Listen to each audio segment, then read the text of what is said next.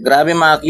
Ayan, siyam po na magkasunod-sunod na aksidente po na kinasasangkutan po ng mga aklanon ang nangyari po kahapon. Ayan, sa loob lang ng isang araw mga Q. May 19, 2025. Ayan, so inumpisan po yan mga Q ng aksidente sa Barangay Fatima. Ochando New Washington mga Q. Ito sa boundary po siya mga Q yan. Boundary, nasa pagitan ng boundary ng Fatima at Ochando New Washington. Kung saan nga mga Q, sangkot po dito yung isang fuel tanker mga Q at isang tricycle. Yan, 7 nga po yung sakay ng tricycle kasama yung driver. 3 talaga dito mga Q ay namatay at yung 4 po ay sugatan at 2 dito mga Q ay nasa critical pa po na kondisyon. Grabe mga Q. So, pumangalawa dito mga Q, yung sa Pandan Antique naman mga Q. Ayan, sangkot din po dito yung aklanon din po na taga Humarap Banga mga Q, kung saan isang pampasirong van at series naman mga Q.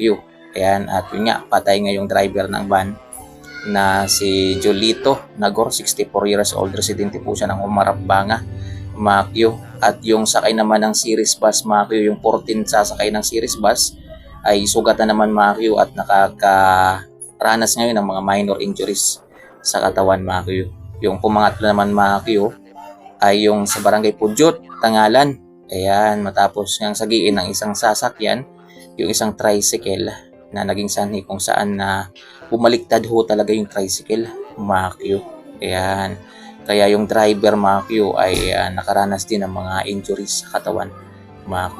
So pang-apat dito mga Q ay yung pagkahulog sa gutter naman ng isang ano yun mga Q, parang owner type yan sa barangay sa Ibahay Aklan mga Q.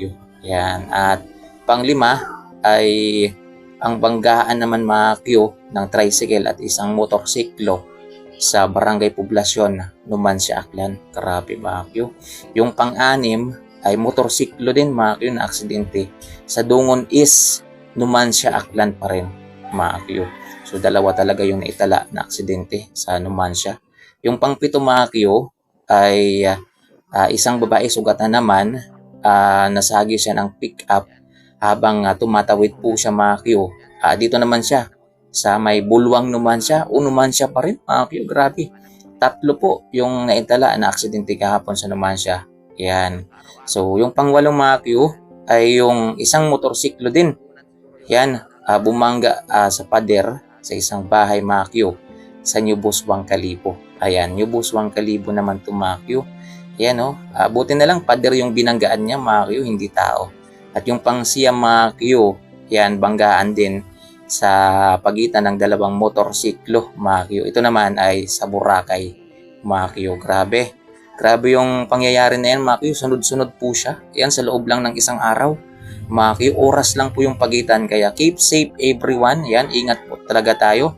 Yan, magdasal po bago tayo maglakbay, mag-drive o kung ano pa man yung gagawin natin.